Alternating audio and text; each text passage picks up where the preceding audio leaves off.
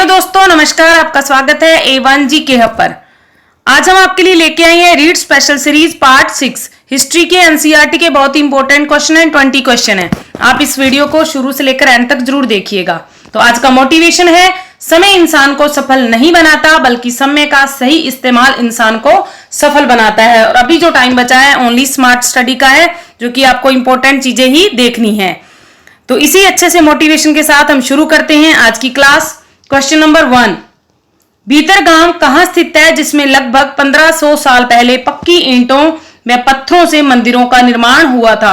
1500 साल पहले पक्की ईंटों का और पत्थरों से मंदिरों का निर्माण। तो कहां है? उत्तर प्रदेश में। भीतर गांव कहां पे है? उत्तर प्रदेश में, जिसमें मंदिर बने हुए हैं पक्की ईंटों से व पत्थरों से। क्वेश्चन नंबर 2, हड़प्पा वासियों को किस धातु की जानकारी थी? तांबे के धातु कर्म की। भी तांबे में और कुछ मिलाने से क्या बनता है, तो वो जो तांबे की धातु कर्म था उसकी जानकारी हड़प्पा वासियों को थी। क्वेश्चन नंबर 3, किस तमिल ग्रंथ में कन्नगी द्वारा मदुरई शहर का विनाश करने की जानकारी मिलती है? सिलेपदिकारम में। सिलेपदिकारम एक तमिल ग्रंथ है जिसमें कन्नगी द्वारा मदुरई शहर का विनाश की जानकारी हमें प्राप्त होती है। क्वेश्चन नंबर 4, स्तूपों के भीतर एक डिब्बे में बुद्ध व उनके अनुयायियों की शरीर के अवशेष तथा कीमती पत्थर या सिक्के रखने वाले पात्र को क्या कहा जाता है? धातु मंजूषा। स्तूपों के भीतर एक डिब्बा रखा होता है जिसमें बुद्ध व उनके अनुयायियों के शरीर के अवशेष व कीमती पत्थर या सिक्के जो रखे जाते हैं, उनका जो पात्र है उसको क्या बोला जाता है? धातु मंजूषा। क्वेश्चन नंबर 5, प्रमुख ग्रंथ महाकाव्य व उनके रचनाकार। ये मिलान का क्वेश्चन है, बहुत ही इंपॉर्टेंट क्वेश्चन है। इसमें अगर ऐसे भी आ सकता है कि महाभारत की रचना किसने की? ऋषि व्यास ने। अकबरनामा अबुल फजल का है, और कोई मिलान का क्वेश्चन भी आ सकता है। तो इसमें आपके 5-6 क्वेश्चन क्लियर हो जाएंगे। Question number 1, Meghdoot. मेघदूत की रचना किसने की थी? कालिदास ने। महाभारत की ऋषि व्यास ने। रामायण की रचना की थी वाल्मीकि ने, और अकबरनामा अबुल फजल ने। चरक संहिता चरक ने की थी इसकी रचना, और आर्यभट्टियम पुस्तक है जिसकी रचना की थी आर्यभट्ट ने। तो ये थी इंपॉर्टेंट महाकाव्य और उनके रचनाकार।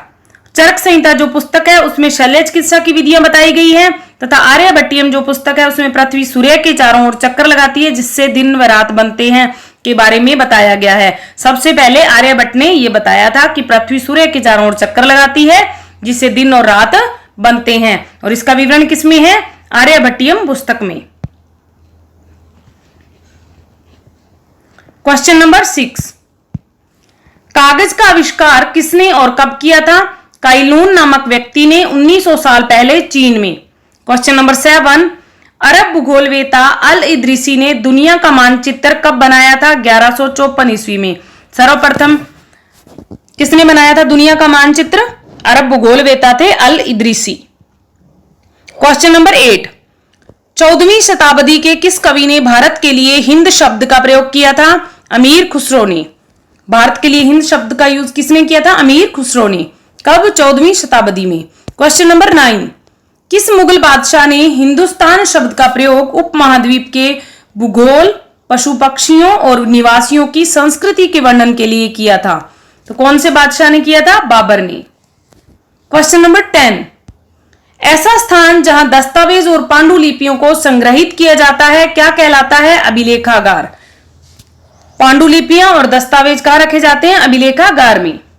क्वेश्चन नंबर 11, किसी भी क्षेत्र के पर्यावरण और वहां के रहने वालों की सामाजिक और आर्थिक जीवन शैली क्या कहलाती है? बहुत ही अच्छा क्वेश्चन है, इंपॉर्टेंट क्वेश्चन एग्जाम की दृष्टि से। तो ये कहलाती है पर्यावास। किसी भी क्षेत्र के पर्यावरण और वहां के रहने वाले लोगों की सामाजिक और आर्थिक जीवन शैली क्या कहलाती है? पर्यावास। पर्यावरण में आवास। Question number 12,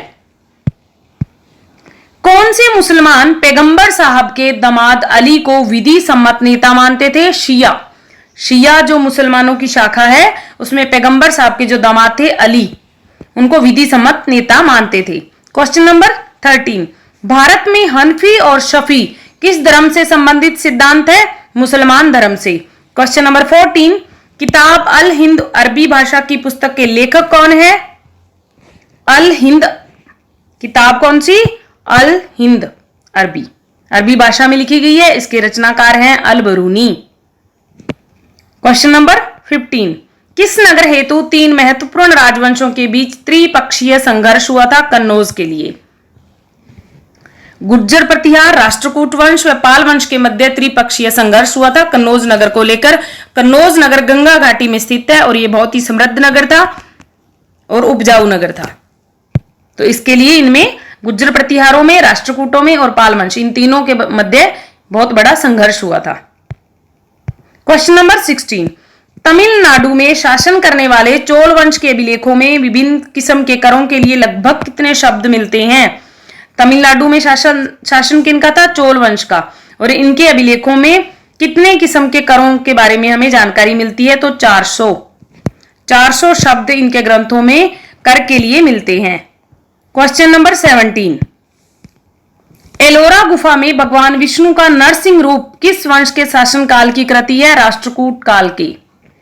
question number 18, Bharat की प्रथम महिला सुल्तान कौन थी? रजिया। रजिया सुल्तान भारत की प्रथम महिला सुल्तान थी। क्वेश्चन नंबर 19, सल्तनत काल में प्रशासन की भाषा कौन सी थी? फारसी। कई बार इसको अरबी समझा जाता है कि अरबी भाषा होगी, लेकिन नहीं, ये सल्तनत काल में जो भाषा थी वो फारसी थी।